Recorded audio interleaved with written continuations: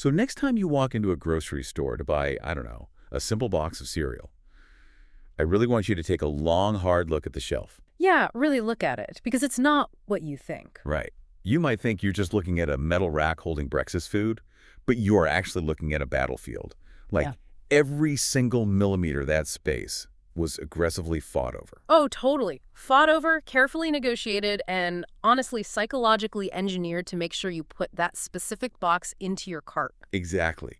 Because getting a product developed and manufactured, it's a huge milestone. But getting it onto a store shelf, that is only half the battle. It really is.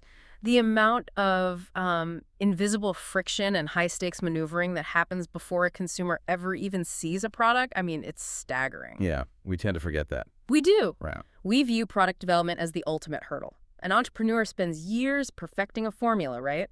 Securing patents, sorting out the manufacturing, and they finally hold that tangible item in their hands. And they think, ooh, the hard part is over. Exactly. The assumption is often that the hard part is done, but it's really just beginning. Oh, man. Getting a product manufactured is just like buying your ticket to the game, winning the game, getting that product onto a physical retail shelf, and actually convincing a busy, distracted shopper to buy it. That is a completely different landscape. A very harsh landscape. It is.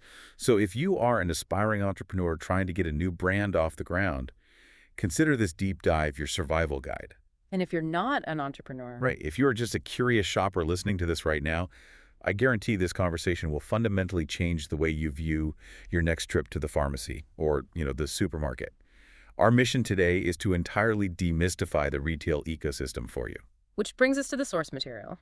We are analyzing a highly strategic framework developed by Johann Jacob. He's the president and founder of Retailbound, right? Yes, exactly. And his guide, which is called 8 Tips for Stocking and Displaying Your New Product Line in Retail Stores, it really pulls back the curtain on how retail channel management actually works. Because Retailbound basically specializes in bridging that massive gap between the brands who make the products and the giant retailers who sell them. Right. It's a very specific skill set. Okay, let's unpack this. We are bypassing all the flashy aesthetics initially and going straight underground to the invisible foundation of the entire retail operation, which is stocking and inventory. Yeah, you have to start there. We have to. Because the most eye-catching, brilliantly designed display in the world is mathematically useless if your product isn't, physically on the shelf when the customer reaches for it. The foundational rule of physical retail is just simply availability. Planning your inventory needs ahead of time requires this really granular understanding of the environment you're entering. So you can't just drop off a bunch of boxes and hope for the best. No, absolutely not. Brands cannot simply ship a pallet of boxes and call it a day. You have to collaborate deeply with the retailer to analyze some highly specific variables well before a single unit ships. Like what kind of variables? Things like calculating the physical store size, mapping out the expected foot traffic patterns, adjusting for seasonal demand spikes, and rigorously auditing the sales history of similar products that have occupied that exact space before. Wow. Okay.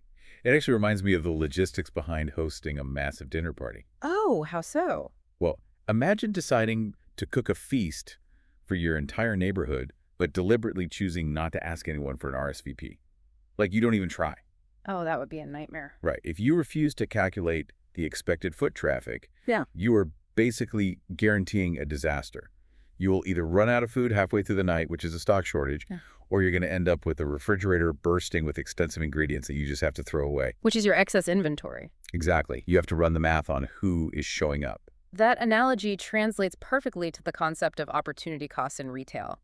Let's look at the actual mechanics of a stock shortage for a second. Yeah, let's do it. When a retailer allocates a section of their shelf to your product, they're essentially renting you their most valuable real estate.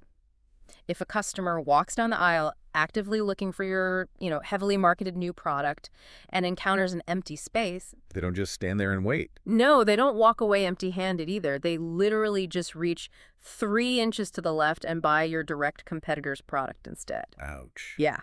You have effectively funded the marketing campaign for your own rival. And simultaneously, you've signaled to the retailer that your supply chain is a huge liability. Which means the math really doesn't stop once you calculate those initial launch numbers. The second tip Johann mentions is the continuous real-time monitoring of those inventory levels. Yes. A brand cannot just operate on the assumption that a busy store manager is going to wander down aisle 7, notice a gap on the shelf, and go, oh, I should remember to order more boxes from the warehouse. Because they won't. Never. Proactive monitoring is where the actual business of retail channel management happens. The framework highlights the absolute necessity of tracking the sell-through rate. And the sell-through rate, that's just the speed at which the inventory you've shipped is actually purchased by consumers at the register, right? Exactly. And today, doing that requires tapping into the retailer's data streams, utilizing integrated barcode systems, and running some pretty sophisticated inventory management software. So you're tracking it constantly. You are tracking the velocity of your product on a daily, sometimes hourly basis. Because if you wait for the retailer to complain that you're out of stock, you've already lost the battle. If we connect this to the bigger picture, proactive monitoring is a brand's primary mechanism for protecting its professional reputation. Right, because retailers care about one thing at the end of the day. Profit. They're intensely pragmatic. They optimize for profit per square foot. If your item is frequently out of stock, you are dragging down the profitability of that specific shelf space. That makes sense. Yeah, and the retailer's algorithm will eventually flag your SKU as an underperformer, and you will lose that placement permanently. Consistent monitoring just demonstrates to the buyer that you are a reliable, sophisticated partner capable of managing the logistical burden. So they don't have to worry about it. Yeah. Now, managing that logistics burden brings us to an interesting operational hurdle in the source material rotation. Yes. Tip number 3. Yeah, the concept of FIFO, first in, first out. The strategy here is intentionally pushing older inventory to the front of the shelf, so it is purchased before the newer shipments that are loaded into the back. Right. And like for a grocery store dealing with dairy or fresh produce, that is obvious, right? Nobody wants expired milk. But I actually want to push back on this for a second. Okay, go for it. Does this really matter for non-perishable goods? Like, why would strict inventory rotation be a mandate for consumer goods? If I am selling a consumer electronic or a bottle of shampoo or a set of hand tools, there is no expiration date. That's a fair point. Right, so why does the retail framework treat a 3-month-old box of headphones differently than a 3-day-old box? Well, because physical retail environments are remarkably hostile to packaging. Really? Hostile? Very. Even without an expiration date on the actual product, the presentation degrades over time. Just think about the life cycle of a box sitting on a shelf. It just sits there, doesn't it? It gets bumped by shopping carts, it gets manhandled by shoppers picking it up and putting it back down, and it gathers dust. Furthermore, the harsh fluorescent lighting used in most big box stores will actually chemically degrade and fade the ink on cardboard packaging if it sits there for a few months. Oh, wow. I never thought about the lights feeding the ink. So the product inside is perfectly fine, but the physical box just looks exhausted. Exactly. And that exhausted box damages brand perception. Additionally, brands are notorious for rolling out microscopic updates to their packaging without changing the core product at all. Oh, like a new font or something. Yeah. They might slightly tweak the typography, update a promotional burst on the corner, or alter the color gradient just a bit. If you fail to practice first in, first out, you eventually end up with a shelf featuring like 3 slightly different iterations of your packaging sitting side by side. That would look so messy. It destroys the visual cohesion of the display. Moving the older inventory first is universal retail hygiene. It ensures the customer is always encountering the freshest, most uniform version of your brand identity. Universal retail hygiene. I like that. So we've mastered the back end. The inventory is calculated, the software is tracking the sell-through rate, and the physical boxes are perfectly rotated and pristine. The foundation is set. Right. We've built the foundation. Yeah. Now we transition out of the stockroom and into the actual turf war of the aisle. The framework refers to this next phase as leveraging the silent salesperson, specifically mastering shelf placement and packaging. Because getting into the store is only step 1. Getting noticed in a sea of dozens of direct competitors is where the real friction lies. The most critical directive here, this is tip 4, is aiming for eye-level placement. The strike zone. What's fascinating here is how the physical geometry of a shelving unit fundamentally dictates consumer psychology. We like to imagine that shoppers are meticulously scanning every inch of an aisle, right? Evaluating all options equally. Yeah, but nobody actually does that. No. The reality is that the human eye naturally defaults to a horizontal scan straight ahead. The path of least resistance determines the majority of purchasing behavior. If a product is placed at eye level, it requires zero physical effort to discover. Whereas if a shopper has to physically crouch down to inspect the bottom shelf Right. or stretch up on their toes to read a label on the very top shelf, you've introduced physical friction into the transaction. And in modern retail, friction kills conversion. Products positioned at eye level experience exponentially higher visibility and sales velocity simply because they occupy the natural focal point of the shopper. So you have to fight for it. Yes. Johann Jacob emphasizes that emerging brands must aggressively negotiate for this premium placement during their initial launch negotiations. You use your market research, your competitive analysis, and your projected sell-through data to prove to the retailer that your product deserves that highly coveted real estate over an established incumbent. But let's assume you win that negotiation already. Yeah. You secure that premium eye-level spot. You still have to close the deal, which hinges on the physical packaging. Tip number 5, invest in attractive, shelf-ready packaging. Exactly, and the framework provides a very clear mandate for this. It says packaging has to stand out in a crowded visual field, instantly communicate the core benefits, perfectly match the brand identity, and above all, it must be completely understandable at a glance. That phrase, at a glance, is the operating metric here. In a retail environment, a brand does not have minutes to explain its value proposition. You have approximately 3 seconds to visually arrest a shopper as they walk past. I have to play devil's advocate here, though. Okay, let's hear it. Let's say I've spent 3 years in a lab developing the absolute best moisturizer the skincare industry has ever seen. Like the formula is revolutionary. Okay. Shouldn't the objective quality of the product inside the bottle eventually speak for itself? Even if I decided to, say, save some capital and go with somewhat plain minimalist packaging, does the box really matter that much? It's a comforting thought for product developers, but it completely ignores the mechanics of human behavior in a commercial environment. Packaging is the absolute first point of interaction. Right. If your box lacks what the industry refers to as stopping power, which is the visual gravity required to literally halt a shopper's momentum down an aisle, they will never discover how revolutionary your moisturizer is. Because they never pick it up in the first place. Precisely. Your superior formula is completely irrelevant if the packaging fades into the background noise of the aisle. Stopping power is generated through high contrast colors, legible typography, and an immediate visual hierarchy that tells the brain exactly what the product does before the conscious mind even reads the text. So a shiny box beats a good formula. Well, a competitor with an inferior formula but vastly superior stopping power will absolutely dominate your product in physical retail. Great packaging actively improves conversion rates by transforming a distracted passerby into an engaged buyer. The silent salesperson has to shout without making a single sound. That's a great way to put it. But here is the reality of physical real estate. Eye-level space is finite.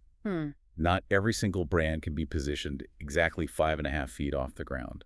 So what happens when you either can't secure that prime real estate or you want to entirely bypass the traditional turf war of the aisle? This requires a strategy of breaking the visual grid of the store. Breaking the visual grid. So the visual grid is that monotonous, unbroken line of shelving that just kind of lulls shoppers into a state of autopilot, right? Exactly. And if you want to force engagement, you have to physically disrupt that pattern. Here's where it gets really interesting. Because Johann Jacob's guide outlines the specific architectural tools used to break this grid, relying on dedicated displays. He specifically highlights floor displays, counter displays, end caps, clip strips, and power wings. These are the heavy hitters of retail merchandising. They require some investment, but they completely alter the context in which a customer encounters your product. For you listening, let's visualize the mechanics of this. Imagine you are walking down the pasta aisle, okay? You see 50 feet of standard metal shelving stacked with red and green jars. Just a wall of sauce. Right. That uniform wall of jars is the visual grid. Your brain processes it as a single block of information. But suddenly, physically attached to the edge of the shelf and jutting out 3 inches into the walking path is a vertical plastic strip holding small bags of artisanal Parmesan cheese crisps. That is a clip strip. Yes. Or at the very end of the aisle, entirely separate from the shelving units, stands a standalone cardboard structure dedicated exclusively to a new type of ergonomic garlic press. And that is a power wing, or a floor display. Notice what both of those tools accomplish. They physically intercept the shopper's line of sight, By jutting out into the aisle or commanding an isolated end tap, they force the eye to break its horizontal scan. Which wakes the shopper up a bit. Exactly. But more importantly, they eliminate immediate visual competition. That's the genius of it. Yeah. You aren't comparing that garlic press to 10 other garlic presses sitting shoulder to shoulder on a standard shelf. It is presented in total isolation. Right. It looks like a featured premium item simply because of the physical structure housing it. It's all about context. And this isolation is the primary driver of impulse purchases. Furthermore, tools like clip strips allow for strategic cross-merchandising. Oh, like putting the cheese with the pasta. Exactly. Right. By placing Parmesan crisps in the pasta aisle rather than, burying them in the snack aisle, the brand is anticipating the consumer's needs, offering a complementary solution right at the point of decision. Retailers love these dedicated displays because they reliably increase the overall basket size of the average shopper. But a cardboard power wing jetting out into the aisle is just an empty vessel if it doesn't communicate quickly. Which brings us directly to tip 7, the anatomy of effective signage. Retailbound makes it very clear that in-store signage cannot function like a brochure. It must be brutally efficient. Brutally efficient, I like that. The framework requires signage to be clean, simple, and laser-focused on highlighting key benefits that address a specific problem the shopper is facing. It is the ultimate exercise in brevity. You are essentially trying to execute a pitch in a fraction of a second while the person is moving. You are managing the shopper's cognitive load. If a sign features a dense paragraph explaining the origin story of your company, the shopper's brain will register it as too much effort to read. And they will just keep walking. They will keep walking. The signage must identify a pain point and position the product as the immediate solution, while utilizing brand colors and typography that perfectly align with the packaging itself. It's a 1-2 punch. Yeah, the sign halts the momentum by addressing the problem. The packaging closes the transaction by verifying the solution. It's a highly synchronized operation. Now let's assume an ambitious brand executes this entire playbook flawlessly. Okay, best case scenario. Right. They've nailed the inventory math, secured the eye-level placement, designed packaging with immense stopping power, deployed strategic power wings, and crafted punchy, problem-solving signage. They've done it all. They've done it all. The final tip in the framework, tip number 8, is arguably the most deceptively simple, yet it basically holds the entire operation together. Keep your shelf space neat and organized. It can sound like an administrative chore, honestly, but in the context of consumer psychology, physical presentation is the ultimate proxy for brand quality. The technical term used in the guide is ensuring products are consistently front-faced. Ah, yes, facing. Facing, which is the practice of constantly pulling all the inventory to the absolute front edge of the shelf, perfectly aligning the labels to face the aisle, even if there's just empty space hiding behind them. It creates the illusion of a solid, impenetrable wall of product, projecting abundance and order.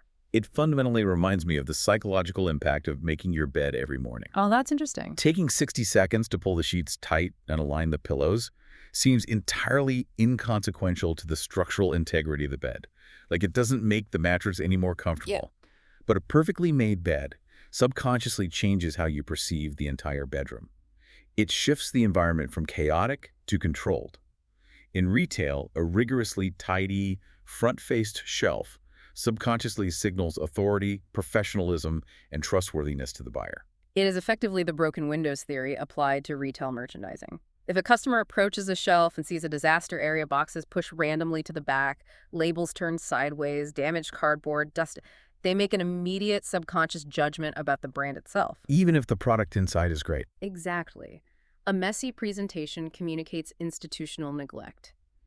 The shopper naturally infers that if the brand cares so little about how they present themselves to the public, they likely cut corners on their ingredients, their manufacturing process, or their quality control. A perfectly aligned shelf removes that subconscious doubt. It removes friction. Exactly. Maintaining a pristine physical space reassures the customer that they are dealing with a premium, reliable entity. So we have traced the entire life cycle, from the invisible algorithmic math of inventory planning in the stockroom, through the psychological warfare of eye-level negotiations and packaging design, all the way down to the physical discipline of pulling a cardboard box to the edge of a metal shelf. It's a lot. Synthesizing Johann Jacobs' framework really reveals that a retail launch is never a static event. It is a highly aggressive, continuous, living operation. Right. Achieving shelf space is merely the baseline. Sustaining sales requires relentless daily optimization, deep data partnerships with retail buyers, and an obsessive focus on the physical presentation of the brand. So what does this all mean? It means that whether you are an entrepreneur trying to engineer a successful product launch, or you are just a regular consumer walking down aisle 4 to buy groceries on a Tuesday night, you are participating in a masterpiece of behavioral design. You really are. The retail environment is not just a random warehouse of goods. It is a highly curated, deeply calculated ecosystem engineered to seamlessly connect your latent desires with physical solutions. This raises an important question, though, particularly when we examine this from the perspective of the shopper rather than the brand. Okay, I'm listening. We instinctively operate under the assumption that navigating a store is an exercise in pure free will. We believe we walk in, evaluate our options objectively, and make independent choices based solely on our own preferences. Yeah, we like to think we are entirely in control of the cart. But given the sheer depth of the mechanics we've just unpacked, given the millions of dollars spent calculating foot traffic, negotiating the exact height of a product, designing packaging to trigger a psychological response in 3 seconds, and deploying Power Wings specifically to break your visual focus. A lot of influence. It is. So the next time you find yourself placing an unexpected impulse buy into your cart, ask yourself, did you choose the product or did the product's placement choose you?